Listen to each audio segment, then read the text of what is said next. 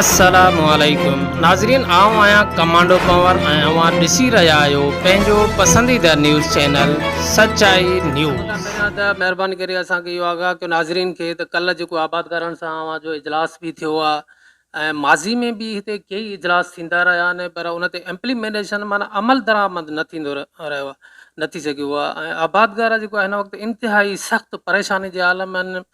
भाण black ते विकिरो थी रहियो आहे।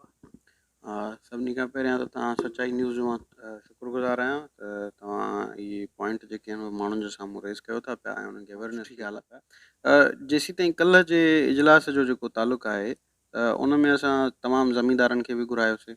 ऐं तमामु जेके डीलर्स हुया उन्हनि खे बि घुरायो। असांजा पंहिंजा जेके रेवेन्यू जा जेके ऑफिसर्स आहिनि उन्हनि खे बि घुरायोसीं ऐं मीडिया जा उन में माण्हू बि शामिलु हुया ताकी जेके बि मसइला मसाइल आहिनि उहे माण्हुनि जे साम्हूं अची सघनि। उन में सभिनी खां वॾी जेका शिकायत हुई बल्कि जंहिं शइ ते जंहिं मौज़ू ते पाण उन्हनि खे घुरायोसीं इजलास तलब कयोसीं उहा हुई भाण जी क़ीमत जी वाधि। भाण जी क़ीमत जेका आहे उहा तक़रीबन 9,000 रुपया जेको आहे सो ॿोरी थी वई आहे। हाणे असांजे जेकी पंहिंजा असां रेट्स वरिता आहिनि मुख़्तलिफ़ कंपनीज़ खां एग्रीकल्चर एक्सचेंज हींअर बि तव्हांजे साम्हूं त जेकी असांखे उतां जेके रेट मिलिया आहिनि उहे तक़रीबन 8,250 8,243 यानी ईअं खणी सम्झो त 8,300 ताईं उन्हनि खे मिलिया आहिनि। ऐं कंपनीज़ छा कनि थियूं त उहे बजाए जो असांजे डीलरनि खे डायरेक्ट माल पहुचाइण जे हू कंपनीज़ विच में जंहिंखे मिडल मैन असां चऊं था हू मिडल मैन खे डायरेक्टली पंहिंजो माल मिडल मैन विच में ईंदो त ज़ाहिर आहे उहो बि पंहिंजो मुनाफ़ो वठंदो त उन ते कंदे कंदे विच में मिडल मैन एतिरा अची था वञनि जो जॾहिं शिकारपुर में असांजे डीलर वटि उहा शइ पहुचे थी त उहा उनखे 87-88 में पइजी थी वञे। उन ते 100 रुपया मुनाफ़ो हू बि रखे थो ट्रांसपोर्टेशन कॉस्ट बि लॻे थी त वधंदे वधंदे इहा ॻाल्हि जेको आहे उहा 88-89 80 ताईं 90 ताईं वञी पहुचे थी पई। कल्ह असांजे डीलरनि बि असांखे इहा ई ॻाल्हि कई त साईं असां वटि जेको रेट आहे उहो 88 हले थो पियो 8,800 रुपया हले थो पियो ऐं उहा पोइ असां बि जांच कराईसीं त वाक़ई कंहिं जाइ ते 8,800 बि हुयो पर कुझु आबादगारनि इहा दांह कई त साईं असांखे 9,200 में बि मिले थो पियो। उन्हनि खां असां पर्चियूं तलब कयूंसीं पर पर्चियूं हुननि वटि कान हुयूं। हुननि असांखे चयो त असां तव्हांखे सुभाणे पर्चियूं जेके आहिनि उहे ॾींदासीं। हाणे जॾहिं उहे पर्चियूं ईंदियूं त पोइ असां वरी हुननि जी जांच कंदासीं त वाक़ई 9,200 ते हले थो या इहो जेको आहे सो उहा ग़लति ख़बर हुई। बहरहाल जेको बि त उहो असांखे अञा ताईं इंतज़ारु आहे आबादगार जेकॾहिं अहिड़ी का पर्ची या अहिड़े क़िस्म जी काई शइ अहिड़ो को इनवॉइस उन्हनि खे 9,200 में मिलियो आहे त उहो असां ताईं पहुचाइनि त जीअं असां बर वक़्तु हुन ते कोई कारवाई असां ज़रूरु अव्हां खां अचूं की अव्हां हिन डिस्ट्रिक्ट जा मेन चीफ एग्ज़िक्यूटिव आहियो त हिते जेको सरकारी रेट्स आहिनि जेके गवर्नमेंट सां रेट्स मुक़ररु करे थी अनाउंस करे थी उन रेट तहत के बि शयूं विकिरो थियनि नथियूं थियनि इन जी छा वजह? तव्हां अलाए कहिड़ी शइ जी ॻाल्हि था फॉर एग्ज़ाम्पल असां किरायनि जी ॻाल्हि कयूं हमेशह जेको आहे उहो जेके हितां जा ट्रांसपोर्ट जा किराया आहिनि उहे अनाउंस थींदा आहिनि पर किलोमीटर तहत उन ते बि कंहिं बि सूरत में अमल नथो थिए। उन खां अलावा ही रेट आहिनि भाण जा जेका गवर्नमेंट ॾिए थी उन तहत बि नथो विकिरो थिए ऐं ॿियूं बि केतिरियूं शयूं आहिनि। भाण जो जेसि ताईं तालुकात उहो कंपनीज़ जेके आहिनि उहे डिपेंड कंदो आहे त इम्पोर्ट्स कॾहिं रुकिजी वञनि थियूं कॾहिं इम्पोर्ट्स खुलनि थियूं त उन्हनि जी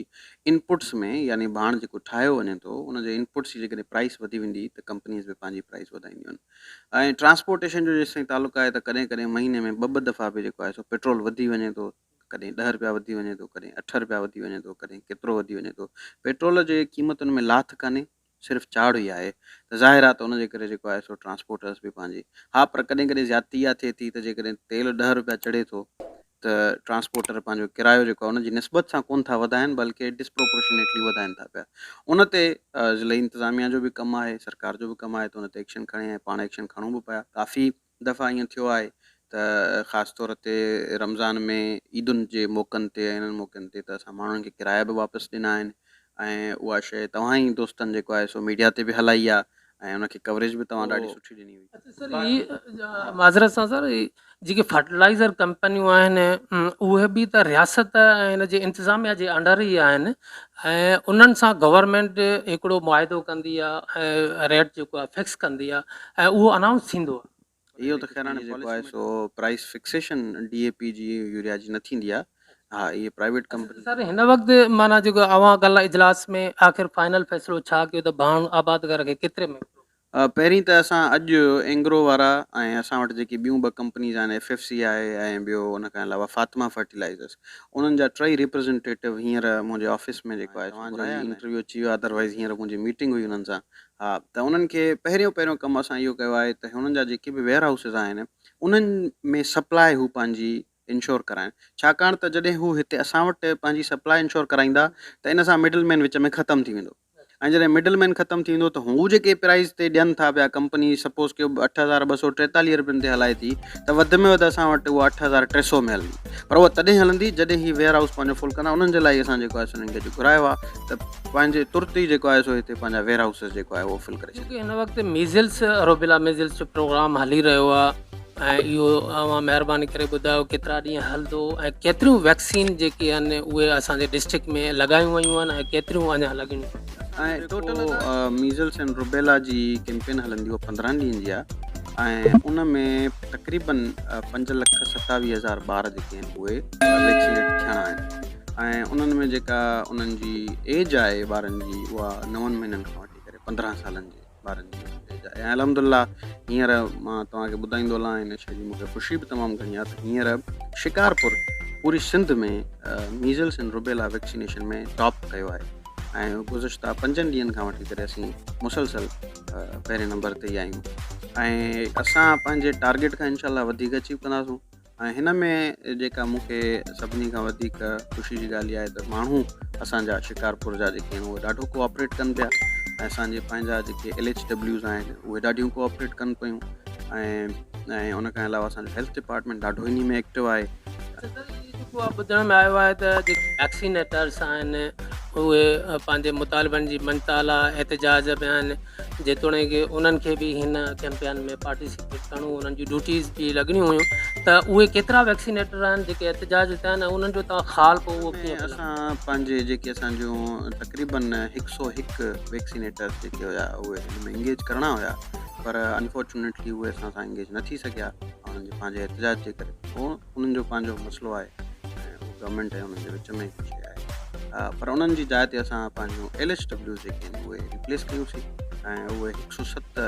LHW जेके आहिनि रिप्लेस थियूं, जंहिंमां फील्ड में 101 LHW कमु करे रहियूं आहिनि वैक्सीनेटरनि जी जाइ ते। बाक़ी 6 जेके LHWs आहिनि उहे असांजूं बैकअप। ॿुधण में अचे थो कंहिं जॻह ते त जिते तव्हांखे हिकिड़ा टेक्निकल माण्हू डिप्लॉय करणा ज़रूरी हूंदा आहिनि ऐं किन जॻहियुनि ते अनटेक्निकल माण्हू बि माना कमु कनि था जेकी माना वैलिड न आहिनि, त उन हवाले सां अवां छा था सम्झो? वीडियोज़ कुझु मूं बि ॾिठियूं आहिनि ऐं हिन में कुझु दोस्त आहिनि जेकी वैक्सीनेटर दोस्त आहिनि असांजा, ज़ाहिरा जेकी हिन वक़्तु एहतजाज कनि पिया ऐं उहे मुख़्तलिफ़ तरीक़नि सां अहिड़े क़िस्म जी मिसइंफॉर्मेशन बि फैलाइनि था। ज़रूरु सभु न, उन्हनि मां कुझु माण्हू जेके आहिनि उहे हिन क़िस्म जो कमु कनि पिया, पर अहिड़े क़िस्म जी काई बि ॻाल्हि कान्हे। सभु माण्हू टेक्निकल आहिनि, ज़ाहिरी ॻाल्हि आहे नंढड़ा मासूम ॿार आहिनि, 9 महीननि खां वठी 15 सालनि ताईं ॿारड़ा शामिल आहिनि हिन में, त इन में असांखां वधीक मोहतात त कोई कोन थो रही सघे। ज़ाहिर आहे ही कैंपेन्स अहिड़ियूं आहिनि जेकी मुसलसल हलण वारियूं कैंपेन्स आहिनि, त इन में पाण कीअं चाहींदासूं त को नॉन टेक्निकल माण्हू अचे सुभाणे को मिसहैप थिए, त इन क़िस्म जी इन में का गुंजाइश त पंहिंजी परे जी ॻाल्हि रही, गुंजाइश जी सोच बि कान थी रखी। ज़रूरु असां जेको आहे नाज़रीन खां इहा बि आगाही अवां खां ॾियाराईंदासीं त कोर्ट में जेको सुप्रीम कोर्ट में जेको केस हले थो जंहिंमें सिंध जा पूरा DCs जेके आहिनि तलब थियल आहिनि,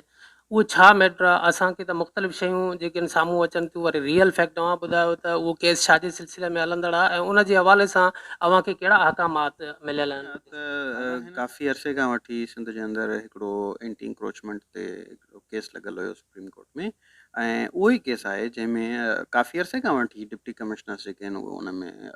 तलब थियल आहिनि ऐं उन में जेका डायरेक्शन्स हींअर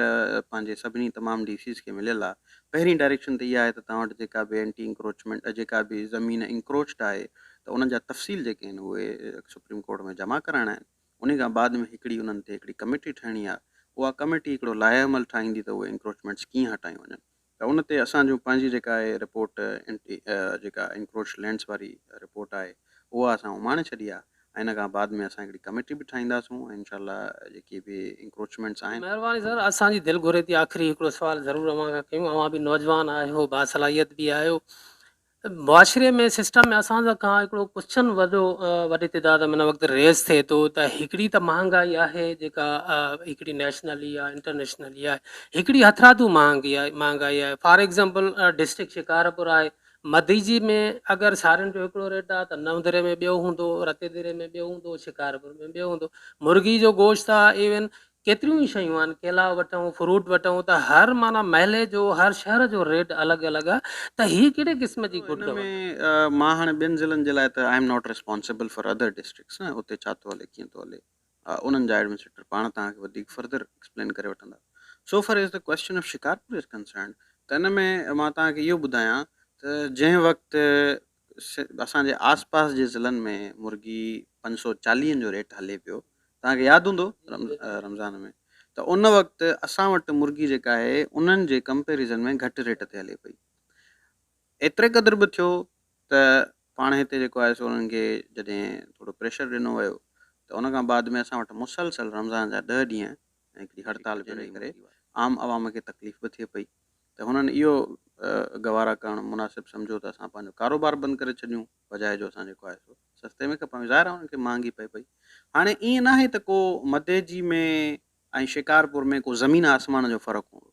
कंहिं शइ ते रुपयो फ़र्क़ु हूंदो, कंहिं शइ ते 2 रुपया फ़र्क़ु हूंदो, डिपेंड थो करे त उन शइ जो स्केल केतिरो आहे, उहो ओतिरो फ़र्क़ु हूंदो। ऐं उन में बि ज़ाहिरी ॻाल्हि आहे कॾहिं कॾहिं असांखे बि थोरो कंसिडरेट थियणु खपे त हिकिड़ो माण्हू जेको शिकारपुर मां शइ काई खणी अचे थो ऐं मदेजी जे या कंहिं दूर दराज़ इलाइक़े में वञी खपाए थो त उनखे ट्रांसपोर्टेशन कॉस्ट पवंदी हूंदी। मिसाल जे तौर ते हिकिड़ो आम नंढड़ो सो ॻोठाणो आहे, उहो कंहिं परे जे इलाइक़े में वञे थो, हितां उहो वीचारो वठे ई 5 किलो खंडु थो पंहिंजे दुकान ते रखण जे लाइ, त ज़ाहिर आहे उहो 2 रुपया हुन ते वधीक वठे। डिस्ट्रिक्ट एडमिनिस्ट्रेशन वटि एतिरी फोर्स आहे कोन, 4 असिस्टेंट कमिश्नर आहिनि, 4 मुख़्तियारकार आहिनि, इन खां वधीक का फोर्स आहे कोन जेका वञी करे ऐं हर हिकु ॻोठ जे वञी दूर दराज़ इलाइक़े में वञी करे उन ॻोठ में वञी हर ॻोठ में चेक करे त हिन शइ जो रेट छा आहे, हिन शइ जो रेट छा हले थो पियो, इहो पॉसिबल कान्हे को। त इहे कुझु शयूं जेके आहिनि न उहे मार्केट ते बि छॾिबियूं आहिनि, त मार्केट बि पाण ई शयुनि खे एडजस्ट करे वठंदी आहे। हा,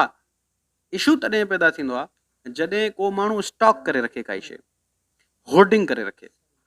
त ज़ाहिर आहे होर्डिंग जे ख़िलाफ़ु त प्रॉफिटियरिंग एक्ट बि आहे, होर्डिंग एक्ट बि आहे, ऐं अहिड़े क़िस्म जी काई इंफॉर्मेशन जेकॾहिं तव्हां वटि कॾहिं बि का मिले थी असांखे ॿुधायो, असां हमेशह तयारु आहियूं, पहिरीं बि कंदा रहिया आहियूं, हाणे बि कंदासूं, आईंदा बि कंदा रहंदासूं। वॾी महिरबानी सर, अवां पंहिंजो कीमती टाइम बि ॾिनो ऐं नाज़रीन खे पंहिंजे कीमती आरा खां बि वाक़िफ़। Thank you very much. खैर नाज़रीन, मज़ीद खबरें और अपडेट्स के लिए देखते रहिए सच्चाई न्यूज़।